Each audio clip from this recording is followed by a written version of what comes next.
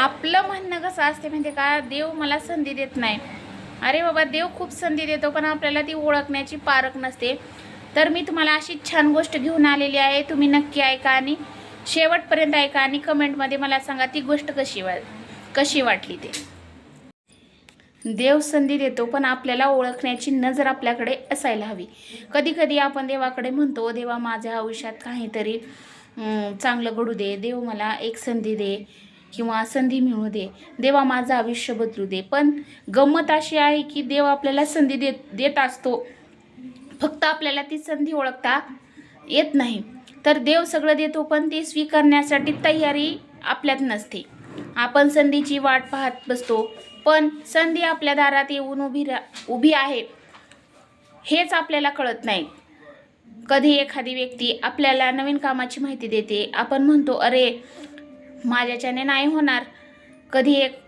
कधी एखादं नवीन कौशल्य शिकण्याची संधी मिळते, आपण म्हणतो माझं शिक्षण कमी आहे. कधी कोणी आपल्या पुढे जाण्यासाठी प्रोत्साहन देतो, पण आपण म्हणतो लोक काय म्हणतील म्हणून आपण मागे राहतो. कधी आयुष्यात एखादी अडचण येते, आपण त्या अडचणींना आपलं दुर्दैव समजतो, पण कदाचित तीच अडचण नसते, तर ती देवाने दिलेली एक संधी असते. हो, तर आपल्याला मजबूत बनवण्याची, काहीतरी नवीन शिकण्याची, स्वतःला ओळखण्याची आणि आपल्या आयुष्याला नवीन दिशा देण्याची एक छोटंसं उदाहरण सांगते. समजा एका व्यक्तीला समुद्रकिनारी छोटासा दगड सापडतो. तो त्या दगड साधारण वाटतो, पण तो तिथे ठेवून पुढे निघून जातो. नंतर दुसरी व्यक्ती येते, ती पण तोच दगड उचलते आणि त्याच्याकडे लक्षपूर्वक पाहते आणि लक्षात येतं की साधा दगड नाही, म्हणजे दगड तोच होता, पण संधी ती होती.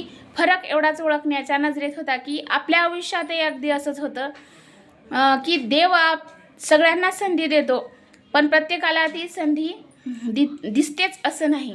हो, तर कुणाला एखादी व्यक्ती भेटते, कोणाला एखादी पुस्तक मिळतं, कोणाला एखादा व्हिडिओ मिळतो आणि कुणाला एखाद्या नवीन कोर्स सापडतो, तर कुणाला एखादं काम शिकण्याची संधी मिळते, पण आपण त्याकडे कधी गंभीर्याने पाहतच नाही.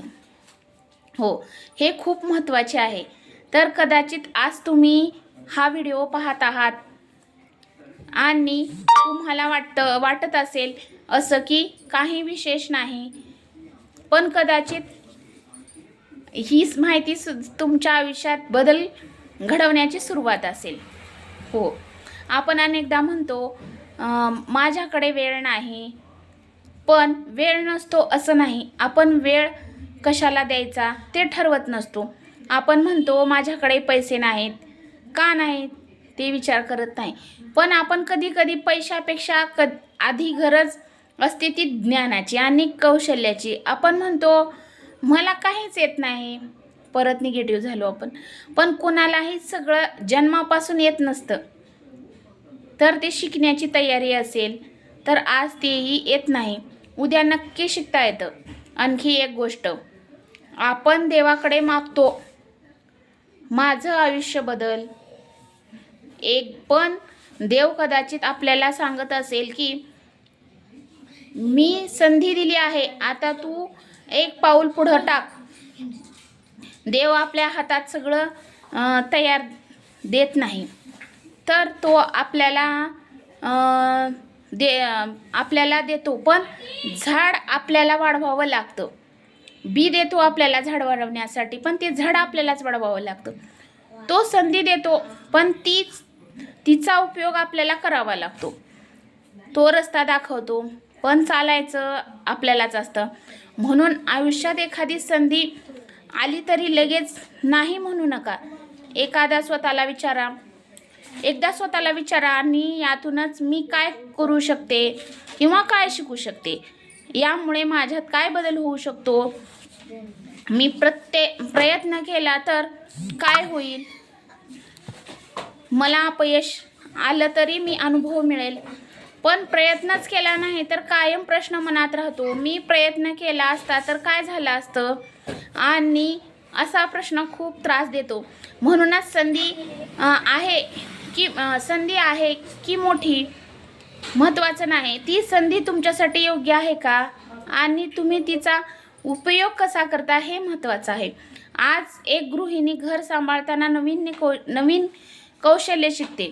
सुरुवातीला तिला काहीच येत नाही, पण ती रोज थोडं थोडं शिकते आणि आज गोष्टी उद्या दुसरी गोष्ट, हळूहळू तिचा आत्मविश्वास वाढतो आणि काही दिवसांनी तीच व्यक्ती दुसऱ्यांना शिकवायला लागते. हो, तेव्हा लोक म्हणतात तुझं नशीब चांगलं होतं. पण खरं काय असतं ते नशिबापेक्षा तिथे संधी ओळखली आणि त्यावर काम केलं असतं. म्हणूनच स्वतःला कमी समजू नका. तुमचं शिक्षण कमी असेल, तुमचा अनुभव कमी असेल, तुमचं वय काहीही असेल, किंवा तुम्ही गृहिणी असाल, विद्यार्थी असाल किंवा नोकरी करत असाल, यापैकी कोणतीही गोष्ट तुमच्या शिकण्याला थांबवू नका. कारण आयुष्य बदलण्यासाठी कधीकधी फक्त एक संधी पुरेशी असते. त्याहून महत्त्वाचं म्हणजे ती संधी आली आहे हे ओळखण्यासाठी सकारात्मक विचारांची गरज असते. कधीकधी देव आपल्याला आपल्या माणसासारखं देत नाही, तर आपल्याला काय हवं आहे ती संधी आहे ओळखण्यासाठी सकारात्मक विचारांची गरज असते. कधीकधी देव आपल्याला आपल्या मनासारखं देत नाही, कारण आपल्याला काय हवं आहे हे आपल्याला वाटतं, पण आपल्यासाठी काय योग्य आहे त्याला माहिती असतं. म्हणून एखादी गोष्ट मिळाली नाही म्हणून निराश होऊ नका. कदाचित त्यापेक्षा चांगली गोष्ट तुमची वाट पाहत असेल.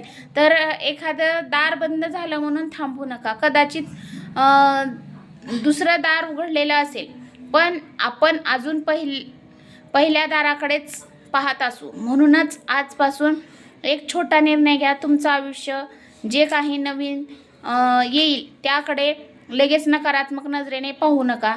थांबा, विचार करा, शिका आणि प्रयत्न करा आणि निर्णय घ्यायला शिका. कारण देव संधी देतो, पण त्या संधी ओळखण्याची नजर जी असते, संधी स्वीकारण्याचं धैर्य किंवा संधीवर काम करण्याची मेहनत ही आपली जबाबदारी आहे. कदाचित तुमच्या आयुष्यातही अशी एखादी संधी आज तुमच्यासमोर उभी आहे. हो, कदाचित एखादी नवीन स्किल शिकण्यासाठी किंवा कदाचित स्वतःची काहीतरी करण्याची इच्छा, कदाचित तुमच्या स्वप्नांना पुन्हा सुरुवात करण्याची. एक गोष्ट लक्षात ठेवा, देवा माझ्यासाठी काहीच करत नाही असं म्हणण्याआधी देवाने दिलेल्या संधीचा आपण किती उपयोग केला आहे हे एकदा नक्की तपासा. हो, कारण देव सगळं देतो, फक्त आपल्याला आपले प्रयत्न किंवा गोष्ट हातात ठेवून देत नाही. तर काही गोष्टीसाठी तो आपल्याला संधी देतो, काही गोष्टींची दिशा देतो, काही गोष्टीसाठी माणसं आपल्या आयुष्यात पाठवतो आणि काही गोष्टीसाठी आपल्या स्वतःचं एक पाऊल पुढे टाकावं लागतं. म्हणून आजपासून तक्रार कमी करा आणि प्रयत्न वाढवा. हो, भीती कमी करा आणि शिकणं वाढवा. लोक काय म्हणतील हा विचार तर करूच नका, सोडून द्या.